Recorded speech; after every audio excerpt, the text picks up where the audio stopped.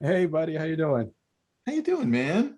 Good, man. Good, man. Yeah, you're Mr. Celebrity now.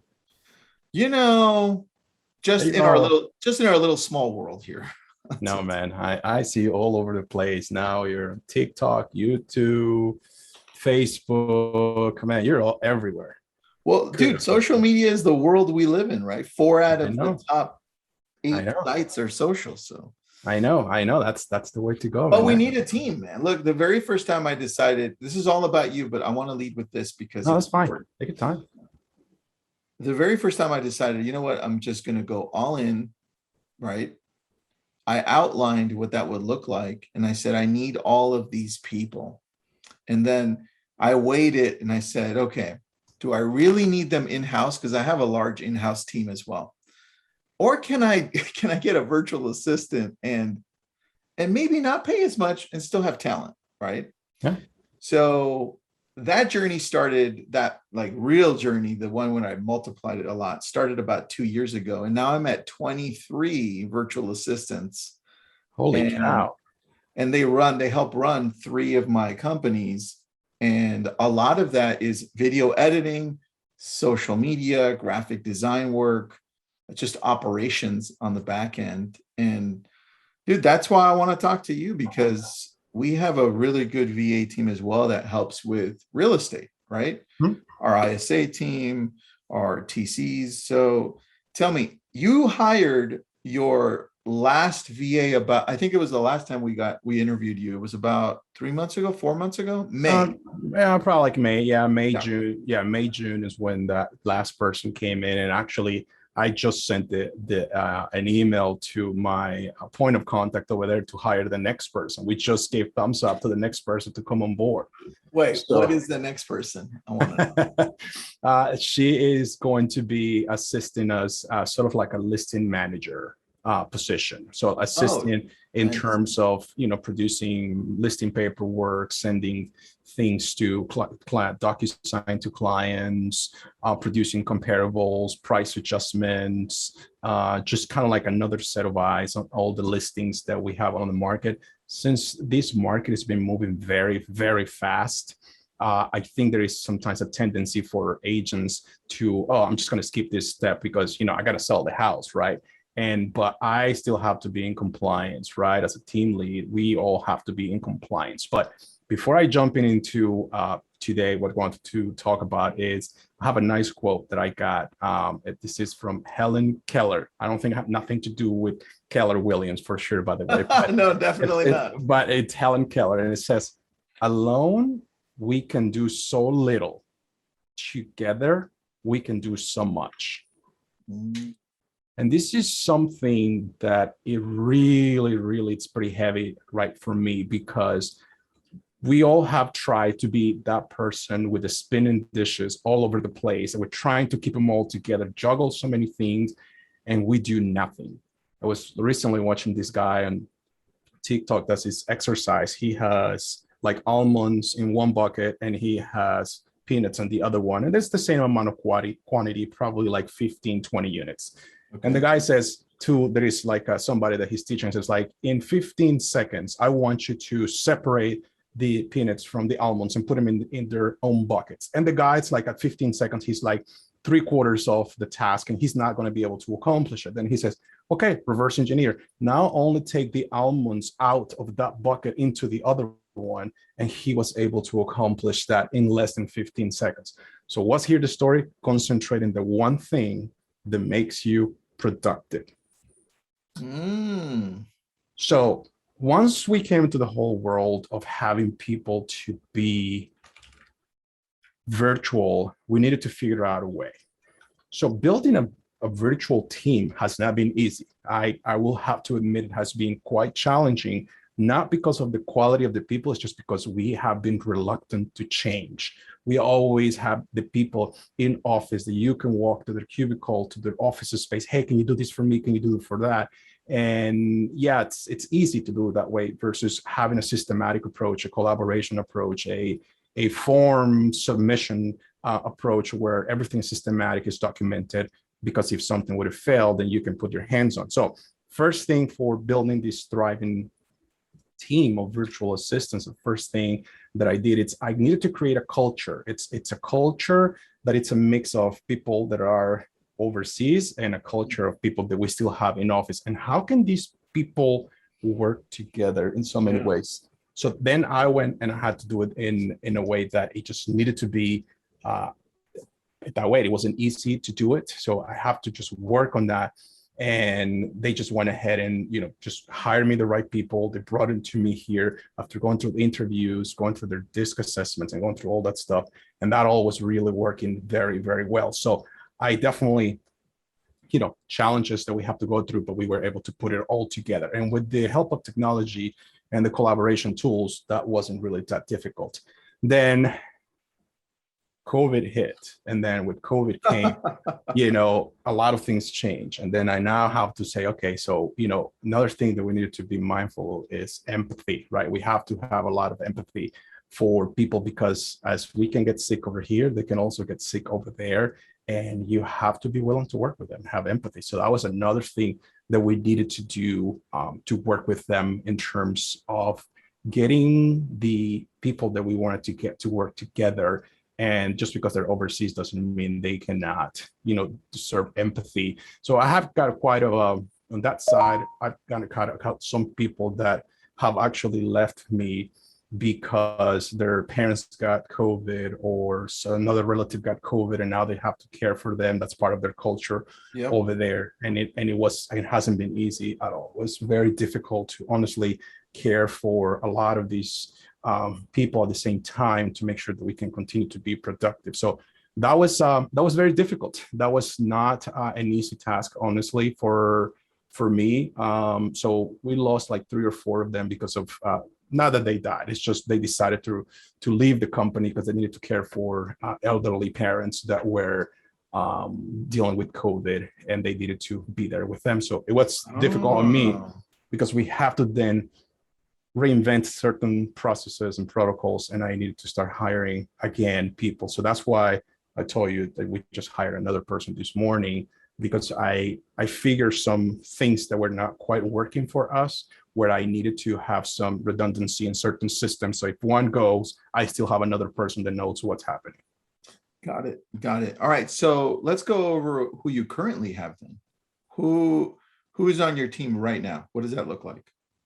So virtually we have 2 ISAs full-time calling from Monday through Saturdays. Okay. We have one person that is doing everything has to do marketing. Okay, everything else just marketing, producing brochures, social media postings, and all of that. That's a collaboration with a 2-person in-house team that we have also. So we have 2 in-house and 1 virtual that does all the marketing. Then we lost 2 of them that were doing a lot of video production and podcast editing. So we lost them, and now we have this other person here that we just hired that is going to be coming and helping on the listing side of things, because we noticed there were a lot of things that we were not being able to do. And so now we have this person for the listing side of things. They're going to help us. We're still looking for another one to replace of the 2 that left that were on video and podcast and SEO and social media. We're looking to do that. So the first person I mentioned to you in social media, it's more for the properties, for doing all the pieces for the properties. The other person, it's more to kind of like generate put the word out there in social media for inbound leads, outbound leads, and so on, the follow-up. And so it's just different side on the marketing that we need. Got it. So right now, how many VAs do you have? 3. All right. 3 and 2 ISAs. All right. So perfect. So 3 and then 2 ISAs. With the other VAs, you said 2 of them are marketing, and then one of them is the listing coordinator? Listing manager, huh? Listing manager. Got it. All right. So tell me about the ISAs, because you mentioned that they're working at different times, so that I'm assuming they could cover all the online leads that come through. Explain to me what times they're working and who are they calling specifically? Sure. So the times that I have these ISAs, VAs are from 9 to 6 Monday through Saturday. Okay. And then I have one person that comes half day on Sunday. So they are calling a lot of the inbound leads that we receive, people that submit, stuff through the website. They request information to be downloaded. They want to ask about showing the property, want information about that. Those are the ones kind of like the face front they're going after. And then we are getting the other ISA calling the people that we have in our database, circle prospecting through Vulcan 7, calling around the listings, that we have sold in the past and trying to generate the opportunity. So those are kind of like the combination of the two of them that I have working. And as I said, 9 to 6 Monday through Saturday. And then we have one that it does a couple hours on Sunday, mostly follow-up. As you know, a lot of these CRMs, the moment you get somebody in, you put them in, they go into drip campaigns, automatic systems and processes. Yeah. So it's just a matter of knowing when to touch them, when is your turn to touch them, and so on. For the most part, they just stay in autopilot until they come to the surface, and then it's time to interact with a human being. All right, I like that. All right, so let's dive deeper into ISAs, because ISA is one of the ones that most people want to hire, right? Because Sure. they're like you and I, we do get online leads or leads in general. And maybe sometimes they have a big database and they want to work that. So incoming leads, they call and text them and email them, or what does that look like when an incoming lead is coming through? What does the ISA do, that ISA? So we follow something called the 9 days of pain. Okay. So for 9 days, we're going to call, we're going to text, we're going to email. No response, we just repeat it again. No response, we just repeat it again. And then at that point, we assume that the lead is probably wasn't a legit lead, number one, or two, they were not really as interested or urgent in wanting to transact with us. So they go into different buckets where they just get different other, depending if it's a seller, of a buyer or investor, they just get different information. But the main thing is the lead to speed. You have to call these people within 5 minutes. When they come to your website, you have to call them right away. If you don't call them, I guarantee you there is another team in town that he has a group of ISAs or realtors calling them, and somebody's going to convert this person. So we call them like immediately. I love that. All right. So what about the accent? What does that ever become a problem? Do they have an accent? Do they not? What does that sound like? They don't have an accent for the most part. I would say now part of my process of interviewing people, once I've identified the candidates that I like, I request them, they send me a video intro for who they are. And I request to be 2-3 minute video intro, who they are, what kind of experience they have in the past. What I'm measuring there is a couple things. Number one, it is how fluid they are in English. Whether they have an accent or not, I don't think it's a big of a problem, but I wanted to make sure their structure, their sentences, and they can have that information done in a good way. Two, I got to measure the equipment they have. Do they have a laggy internet connection? Do they have a bad headset that is going to sound pretty good? What kind of noises do they have in the background? Are they calling next to a window where there is a busy road right outside? Ooh. Are they really treating this opportunity to work for somebody else overseas as professional as they can and they are allowed? So that's the reason what I do. I don't really care much about the lighting because they're not going to be doing like video calls like we're doing right now. But I do care more about the quality of the sound, because that's so important. Now we do provide the telephone systems for them here in the US. So we just go and get them. All they need to have is a reliable internet connection. And I do ask them if they have a backup internet connection. That's very important to me, because if they only rely on one system and they get hit by a bad storm over there, then they will lose the internet and then they're gone for hours or days. So another thing is they have to have backup internet system. So they always show me which one's your primary, which one is your secondary. What does secondary look like? Because if the lights go out, then they're out. Are you talking about like a little hotspot? The hotspot, yep. No, dude, that is a really solid point that not a lot of people bring up, because what happens is in the Philippines, if you're outsourcing to the Philippines, is that there are a lot of storms there, and all Mhm. of a sudden everything's gone off the grid. So that's such a great point. I would definitely encourage everybody that's chiming in here and The, watching. the video interview, it's amazing. That's when they to have them send you a video of 3-5 minutes to talk about who they are. It's really amazing. That's that's a qualifying or disqualifying point in my opinion, for many angles. And that way, they give you 10 profiles. You can very easily know who's going to be that person. So the one that I did interview yesterday, she has previous experience working for Dish Network. I think she said for 7 years, being customer service working for Dish Network. So her English is really good. Conversations just really good. She was qualifying me. When do you want me to start, this day or this day? What's your preference, this shift or this shift? So she was kind of like giving me all the things that I'm looking to somebody, the alternative of choice. Because last thing you want to do with a ISA is they get into yes or no questions, because then 2 no's and they're out. Yeah, that's a great point too, man. We just hired a blogger, believe it or not. And I needed, obviously, if they're going to be blogging, I need their English, their comprehension, and their written skills to be really high. So I had them do 2 things. One, I did need a video, right? And man, this guy is called Miggs. We hired him. His English is amazing, right? It's dude, it sounds like he's in the valley here in Los Angeles. So number 1, very well spoken. Number 2, we had him write out 3 different examples of the types of blogs that we want. And he passed with flying colors. But we did interview quite a few people before we hired that one person. So we got an amazing one, and I can't wait to see his work. So what a great idea on the video, because I agree with you. Yeah, the most difficult hires we had, it's been on the ISA. I'll be honest with you.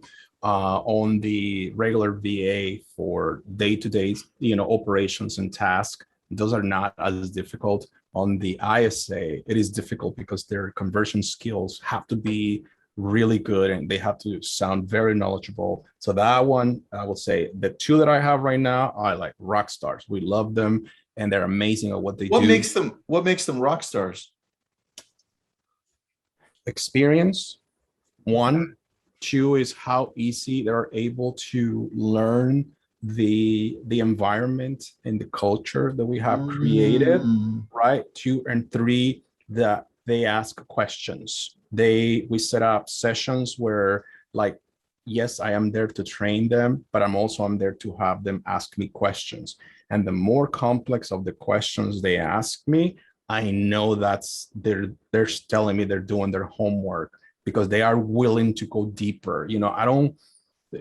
Some of the challenges that you have with these people is that they do as you tell them to do, right? There is not really, some of them, well, I don't think I have the freedom to make a decision in this case or scenario, because they may not be, my boss is going to get mad at me. No, I want them to also think for themselves and say, like, okay, if you have this scenario, how would you solve it? So once they start coming with those scenarios, how they're going to solve them, I know they're rock stars, in addition to their, of course, telephone skills that have to be top notch. So yes, that's kind of how we go. Robert, do you record the calls? I don't know. Is you're in DC or Virginia, like borderline? Where are you at? No, I'm Maryland, DC. Maryland, DC. Yeah. And when you're calling, do you have to let the caller know that you're recording the call, or is it like a one-sided type recording there? No, you have to let him know. Okay. So do you guys record the call then? Say, hey, this call is being recorded, or no? Yes, we do. All right. So how is that when you go back? Do you often look and say, hey, you could have done better here? Do you have any protocols that can help those callers get better? Yes. So once a week, we have a one-on-one session and to talk about the week and the results and everything. And within that session, I say, okay, tell me what the challenges you had this week. Which ones were the challenges? Was it a challenge with the system, or was it a challenge with leads? And if they're leads, which ones are the particular leads that you had challenges with? So we went through, all of them. So it's like, okay, let's listen to the calls right now and see how you interacted with this person and what this person was asking you for and what you were, we just kind of like go through the whole process. Sometimes things go a little bit outside of the protocol that we have in terms of how we want to structure the phone calls. Sometimes it happens. I don't like it really when it goes outside too much, because then I don't want to be making exceptions. But then I always tell them, it says, if they're calling, it's because they want information, and we have to provide information to these people. So the way we deliver the information, it's the key here. We have to deliver it in a way that the other person is going to find the need to continue to engage with us.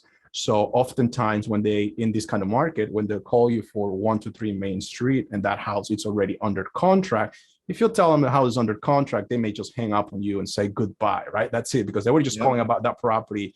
They just got to move on to the next one. So you have to find ways to engage with people, keep them on the phone, build the trust, and that way then they allow you to send them information about older properties that are not on the market. So the hook for us is we have something called the heat map. Basically, that's where those are our private exclusives that we have the rights to do some marketing up front. We put them in a Google map and broken down in different sections of Maryland, DC, and Virginia.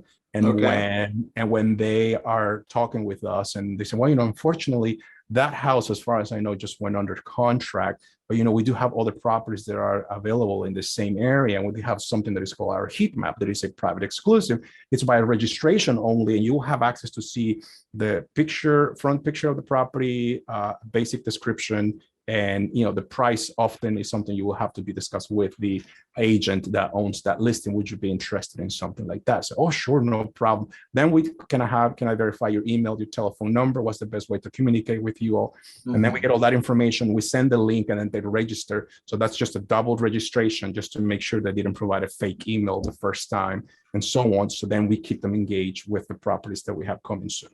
I like that. And then how long did it take you to train your ISAs so that you felt comfortable enough to be like, okay, they're good, they're ready, I love them?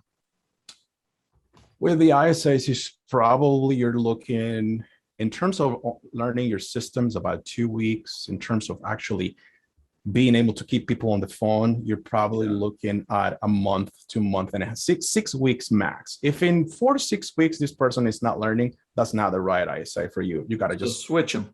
Yeah, switch them.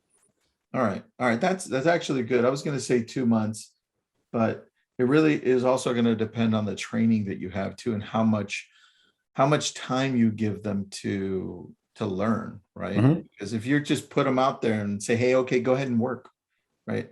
Chances are you're going to fail massively. Mm-hmm.